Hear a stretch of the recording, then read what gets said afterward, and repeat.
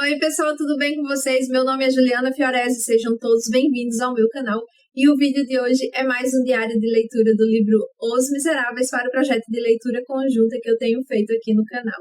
Se por acaso você chegou agora e ainda não sabe do que se trata esse projeto, eu sugiro que vá aqui na descrição desse vídeo e acesse a playlist com todos os outros vídeos que já saíram sobre Os Miseráveis.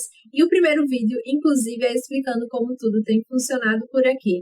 Além disso, eu deixei também aqui na descrição desse vídeo um link para download do nosso cronograma de leitura.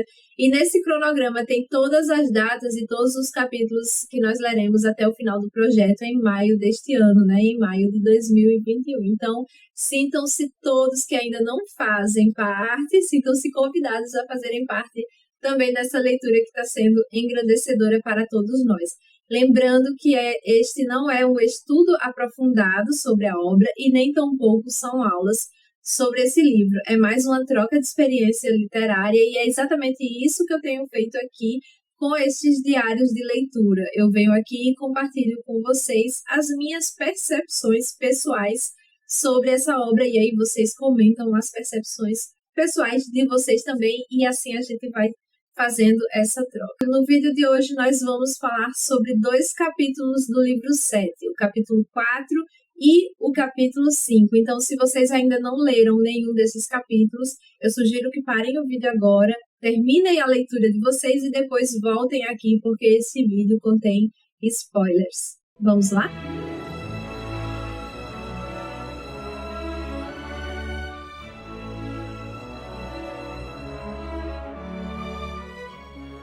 Aqui no capítulo 4, que se chama Formas que o Sofrimento Toma durante o Sonho, a gente vai ter uma continuidade do que estava acontecendo ali no capítulo anterior. Depois de passar 5 horas naquela turbulência sentimental, turbulência emocional que Jean Valjean estava, ele de repente senta numa cadeira e ele não aguenta, ele desaba, porque realmente ele estava muito cansado e ele acaba adormecendo ali.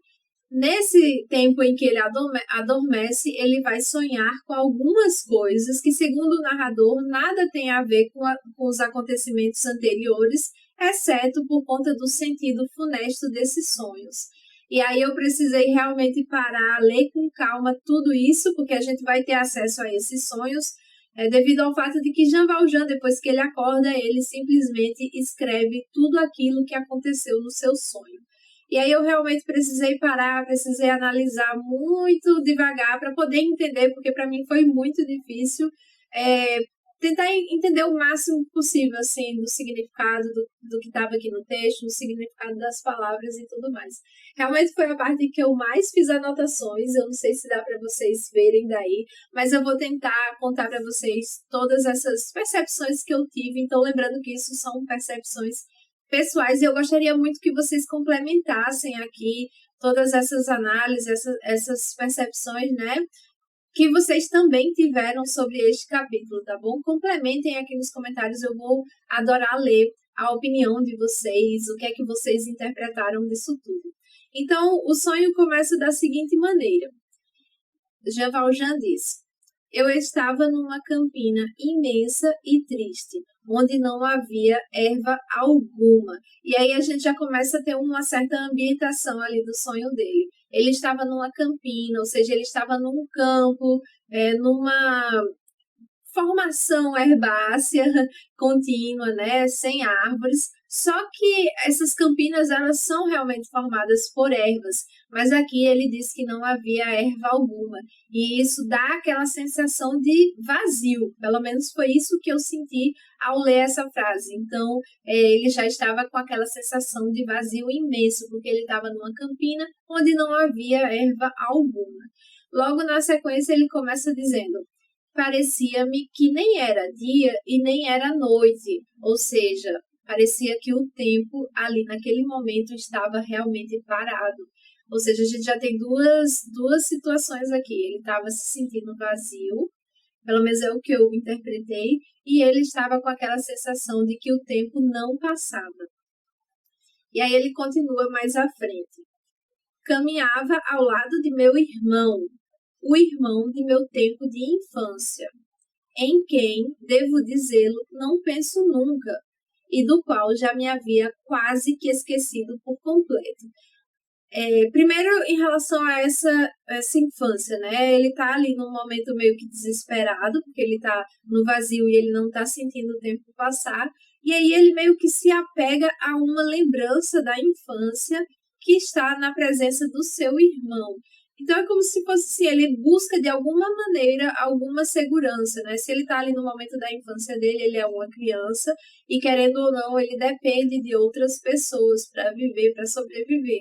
Então ele se agarrou a essa segurança de certa forma, foi isso que eu entendi nesse momento, para poder continuar ali, seguindo em frente diante daquele momento de desespero em que ele se encontrava. Só que uma coisa que eu fiquei me questionando aqui é por que ele falou do irmão que ele teve.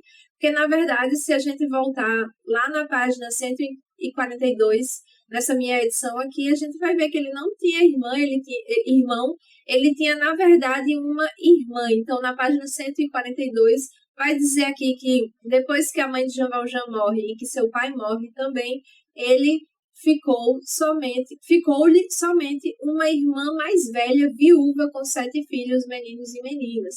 Então, é essa irmã que vai cuidar dele naquele momento, e aí quando ele cresce, é ele que passa a cuidar da irmã dela. Então, eu realmente não entendi por que que ele coloca aqui que estava caminhando ao lado do irmão dele, quem seria esse irmão, e por que não a irmã, né, que seria realmente uma lembrança verdadeira.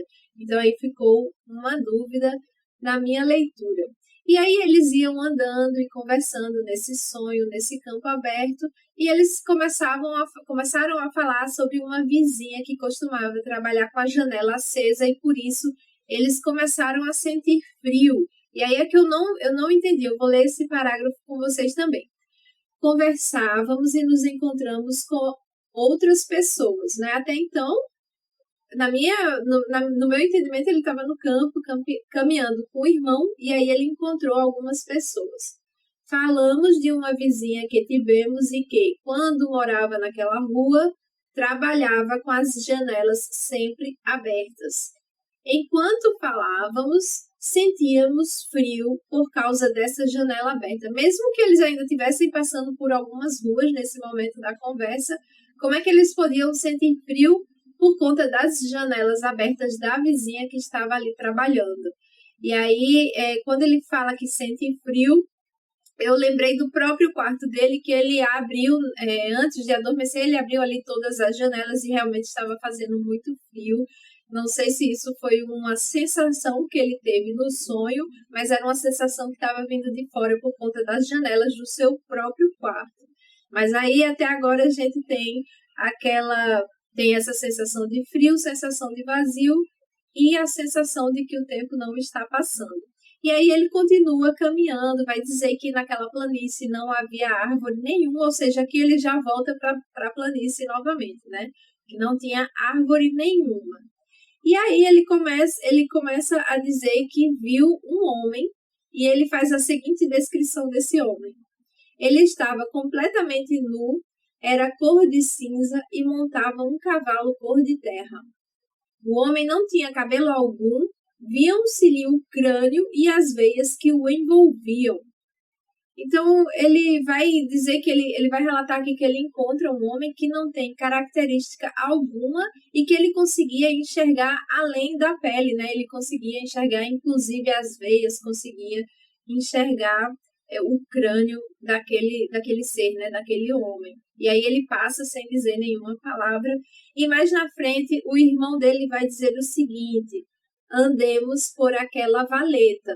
E o que é a valeta, né? Valeta é uma pequena vala à beira de ruas ou estradas para o escoamento das águas. Então, o irmão, ele meio que indica um caminho para Jean Valjean continuar o seu percurso, e assim que ele indica esse caminho, ele desaparece dali. Vai ter um momento que Jean Valjean vai perceber que ele estava falando, mas ele estava falando sozinho. Ele vai dizer sobre esse caminho que tudo era cor de terra até o céu. Percebi então que meu irmão não estava mais comigo. E aí o irmão dele deu ali um caminho para ele, que era o caminho para ele seguir aquelas valetas que estavam ali. E aí eu fiquei pensando, para onde é que vai esse caminho, né? E aí realmente as valetas elas fazem o escoamento das águas que convergem para as partes mais profundas, né? As partes subterrâneas, os esgotos. E aí eu não sei se dá para fazer um paralelo com o Homem Subterrâneo lá de Dostoiévski, né? Que pode ser representado aqui. O que é que vocês acham? Será que pode ser representado aqui pelo tamanho do desespero que ele se encontrava nessa situação que ele já nos descreveu acima? Então ele continua andando e aí ele entra numa aldeia. Aí ele começa a ver que a aldeia ela tá vazia, não tem gente, não tem ninguém, e ele começa a andar entre algumas ruas. E aí ele anda numas ruas e começa a ver um homem que tá ali parado, olhando para ele, mas não diz nada. Então ele segue em frente, entra numa casa. Dessa mesma maneira, havia um outro homem lá parado olhando para ele, mas esse homem também não fala nada. Até que ele entra no jardim e acontece a mesma situação. E ele fica perguntando onde estou, que lugar é esse? Então ele fica meio que desesperado para saber o que é que está acontecendo, onde é que ele realmente está. Ele está sozinho em busca de respostas. E é justamente isso que ele faz enquanto está acordado, que a gente viu ali no capítulo anterior. Ele fica buscando uma resposta melhor, ele procura uma solução melhor para aquele seu problema que está deixando ele numa situação de total desespero. E aí ele continua mais para frente da seguinte maneira: todas as ruas estavam desertas, todas as portas estavam abertas. O que eu entendi com isso, que todas as portas estavam abertas, é que ele tinha ali 1000 possibilidades e ele podia escolher qualquer uma. Então ele tinha também, enquanto estava aberto algumas possibilidades, ele estava vendo cada uma delas para poder finalmente escolher uma, né? Nenhum ser vivo passava pelas ruas ou andava pelas salas e pelos jardins, mas por trás de cada ângulo, por trás de cada porta, por trás de cada árvore havia sempre um homem de pé que não dizia nada. Só se via um de cada vez. Eles me observavam enquanto eu passava. E aí eu realmente queria entender um pouco melhor o que talvez significasse esse homem, né? Que fica ali em todo lugar que ele está, ele só aparece em um de cada vez e fica olhando para Jean Valjean. Então aí eu fiquei me perguntando aqui, será que esse homem é a consciência de Jean Valjean que fica só olhando, só aguardando, esperando que ele tome ali alguma decisão? Eu não sei, ou se é...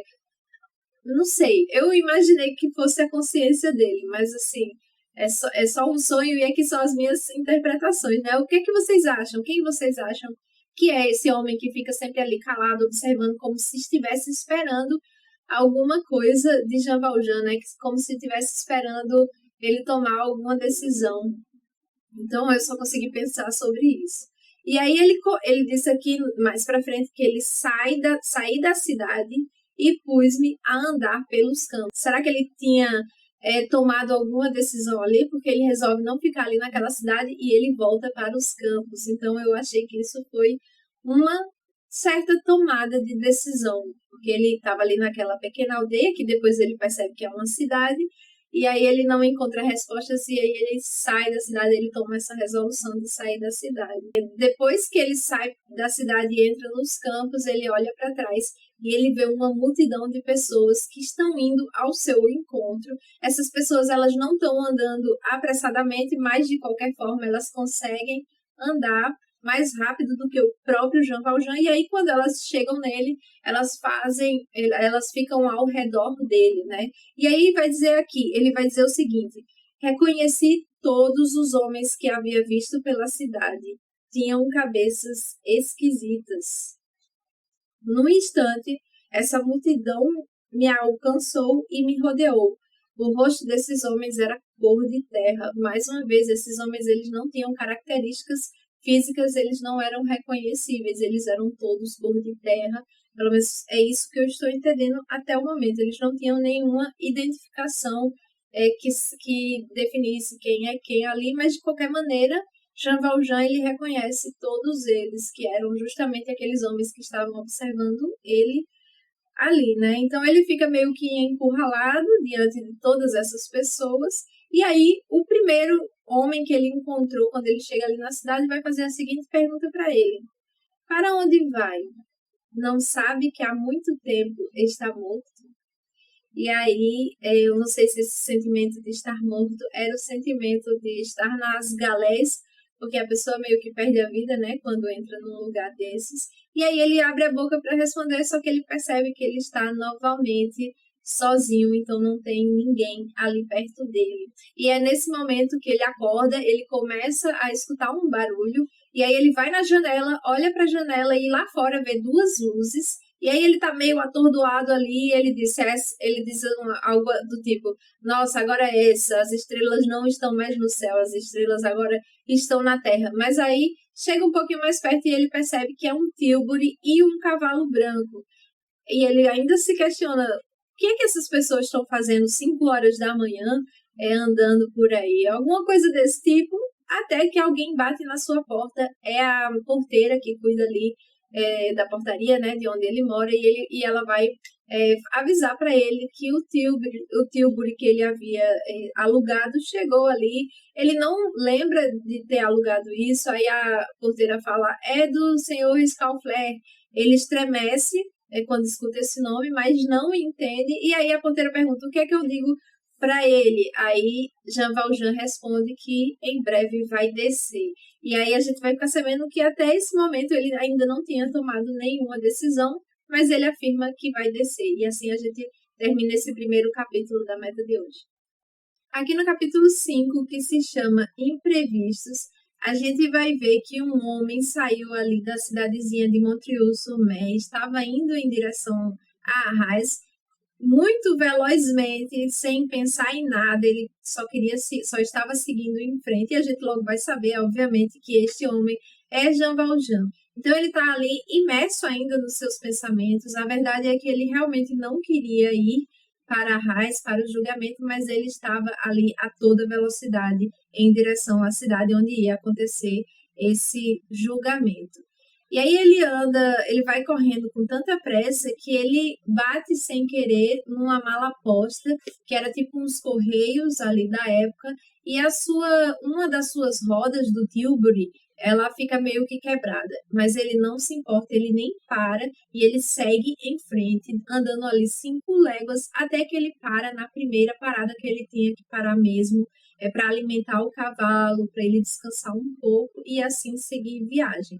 Só que quando ele chega nessa primeira cidade, o pessoal lá da cidadezinha vai observar que a roda dele estava toda quebrada e foi um milagre muito grande ele ter conseguido andar esses 5 quilômetros sem cair ou sem derrubar, inclusive, o cavalo. Então, foi um milagre que ele chegou ali em segurança.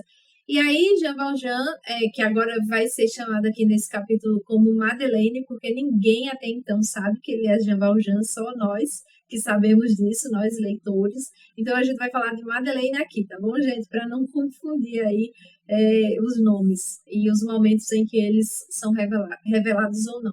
Então, Madeleine vai perguntar ali para o menino que estava falando com ele se tinha como consertar essa roda. O menino disse que sim, que tem como consertar, mas isso vai levar o dia inteiro e que ele pode seguir viagem no dia seguinte. Aí Madeleine vai falar que não tem esse tempo, aí ele vai tentando todas as possibilidades, pergunta se ele não tem outra roda, o cara diz que as rodas são vendidas em pares, aí ele pergunta se não tem um par de rodas para trocar com ele, e aí ele vai perguntando todas as possibilidades, e todas as possibilidades são negadas para o senhor Madeleine, e a gente fica assim umas 4 páginas só nesse diálogo, e Jean Valjean a gente percebe, Madeleine, desculpa, a gente percebe que Madeleine está ali pensando em todas as possibilidades para não perder o horário para chegar lá na cidade de Arras. Só que aí, depois que ele fala durante esse tempo inteiro, tentando de qualquer maneira, ele pede para alugar um outro Tilbury, o rapaz da cidade vai dizer que não tem, ele pede um cavalo, também vai dizer que não tem, e aí depois, quando ele recebe todos esses nãos e o próprio conselho do rapaz que estava falando com ele, de que a solução mais sensata era ele esperar consertar a roda dele para seguir viagem no dia seguinte.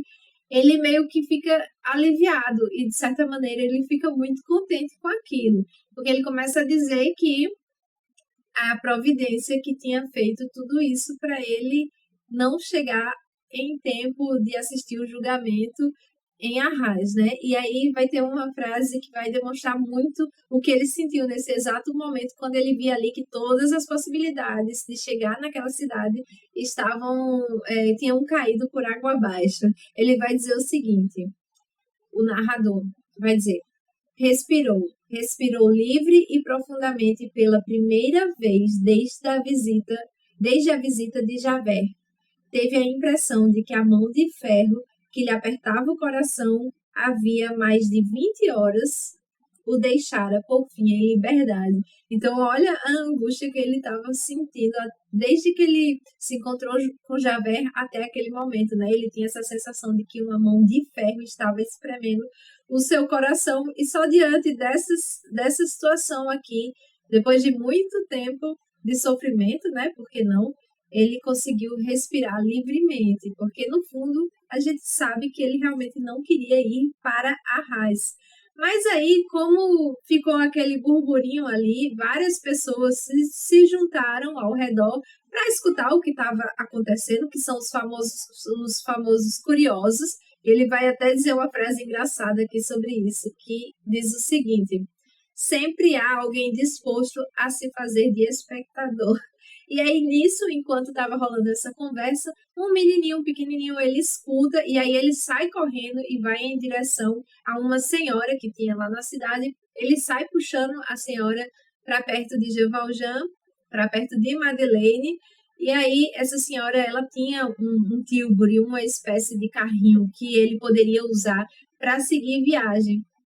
E aí, o pessoal que estava o rapaz que estava atendendo ele disse que estava muito enferrujado, que não ia dar certo, porque ele também ficou com medo de perder ali o seu cliente, né? Mas Jean Valjean, ele aceita esse carrinho, né? Aceita essa tilbury da senhora e segue em frente na sua viagem. Ele até tinha começado a ficar com um pouco de raiva dessa felicidade momentânea que ele tinha acabado de sentir, porque, afinal de contas, ele não estava sendo forçado a ir para a Raiz, ele estava indo por conta própria. E aí ele fica com raiva desse sentimento de felicidade que ele teve ali no momento em que ele achava que era impossível seguir adiante. Mas aí, quando ele estava saindo dessa cidade, que ele tinha parado, ele escutou uma vozinha que falava: pare, pare. E aí, ele veio novamente um raio de esperança. E aí, quando ele olha, é aquele menininho que trouxe a senhora.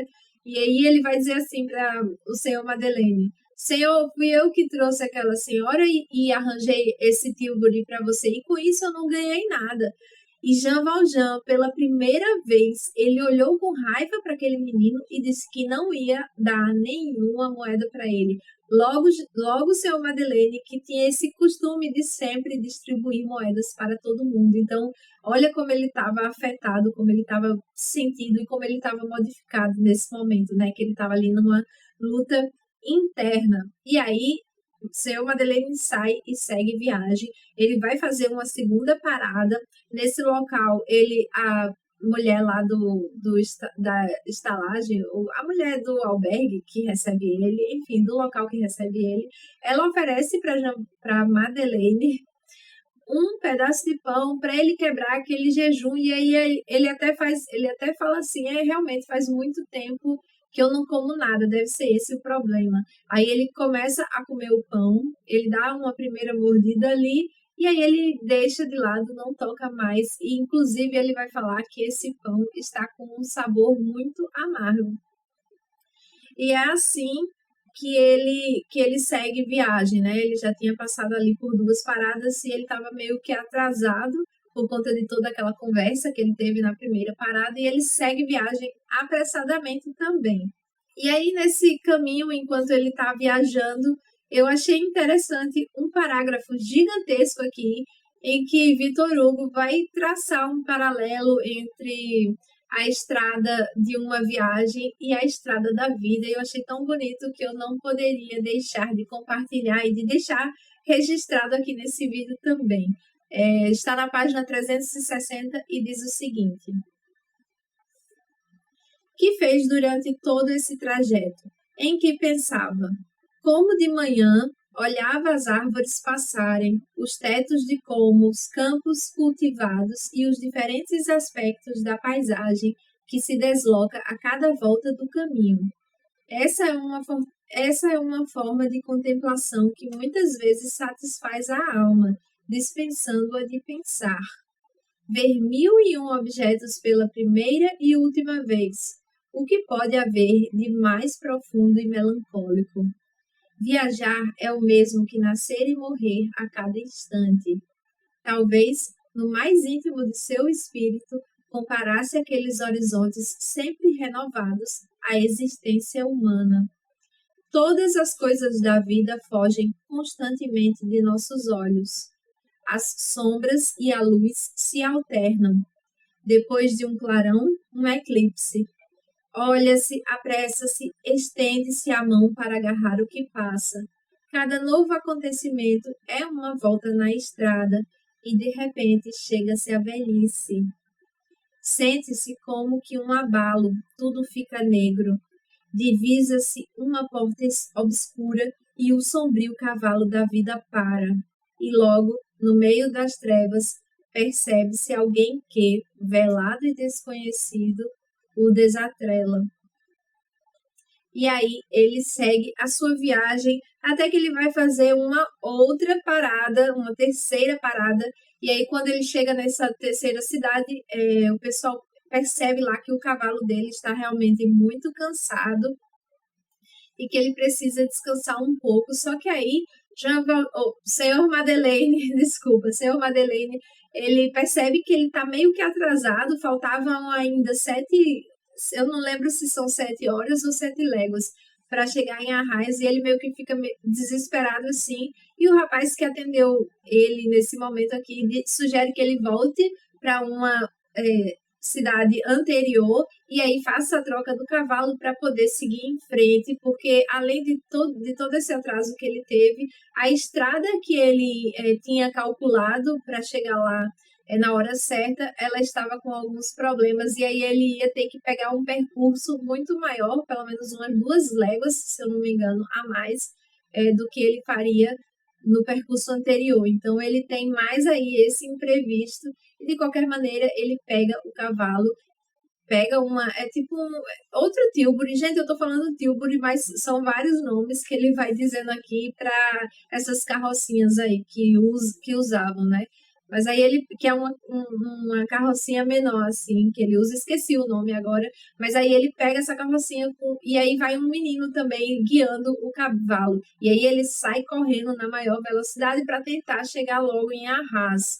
Só que nesse meio do caminho quebra uma cordinha que atrelava o cavalo. E é mais um empecilho que aparece ali para atrapalhar os planos de Madeleine. Só que aí ele pergunta: você tem faca? Você tem uma faca aí? Porque o menino, inclusive, vai dizer: a gente pode continuar a viagem amanhã, algo desse tipo. Mas Madeleine está bastante certo do que ele quer. Ele pega um ramo de uma árvore lá e ele dá um nó nessa corda que atrela o cavalo e aí segue viagem. Só que aí ele estava muito cansado, né? Ele também não havia dormido há muito tempo, estava nessa correria, fora toda a luta interna que ele estava passando por ali por conta de todos esses acontecimentos. E aí ele começou a pensar que ele nem sabia de que horas seria o julgamento, nem saberia se ele estava chegando na hora certa, se o julgamento já teria acontecido quando ele chegasse lá. E ele até diz assim: eu devia ter me informado melhor sobre isso aqui. Só que ele não quer saber, ele não para, ele não desiste em nenhum momento e ele segue em frente para tentar chegar em Arraias, para tentar chegar a tempo, porque de alguma maneira ele ainda fica dizendo a si mesmo que quando ele chegar lá nada vai acontecer com ele e vai dar tudo certo. E é dessa maneira que termina o capítulo e a meta de hoje. A gente fica sabendo que nem a hora certa do julgamento Jean Valjean sabia, mas ele estava muito determinado em chegar lá em Arras para ver o que ia acontecer com esse Champmathieu e com a sua própria vida, né? Então ele está nessa correria maluca para chegar em tempo de assistir o julgamento. É isso, pessoal. Espero que tenham gostado do vídeo de hoje. Me contem aqui nos comentários o que é que vocês acharam da meta de hoje. Vou adorar ler a opinião de vocês sobre o que nós lemos nesses 2 capítulos. Me deixem aqui nos comentários. Vou pedir também que deixem um like nesse vídeo, afinal de contas isso ajuda demais o canal. E se vocês ainda não são inscritos no canal, por favor, inscrevam-se e ativem o sininho para serem notificados sempre que eu postar vídeos novos aqui. Dessa maneira vocês não perdem nenhum diário de leitura e ficam por dentro de todas as novidades também. Gostaria de lembrar a todos vocês que os marcadores de páginas com ilustrações dos Miseráveis que eu fiz já estão à venda na minha lojinha online. Tem 8 opções de ilustrações diferentes aí para acompanharem a leitura de vocês e dessa maneira vocês também estarão apoiando o meu trabalho. Além disso, eu deixei aqui no link da descrição o meu Apoia-se, que é um clube de papelaria e organização digital, e esta é mais uma maneira de vocês apoiarem o meu trabalho também. Para saber mais informações sobre como funciona esse clubinho, tem todas as informações aqui no link que está na descrição desse vídeo. É isso, pessoal. Muito obrigada por acompanharem até aqui. Espero vocês no próximo diário de leitura. Um beijo e até mais. Tchau, tchau.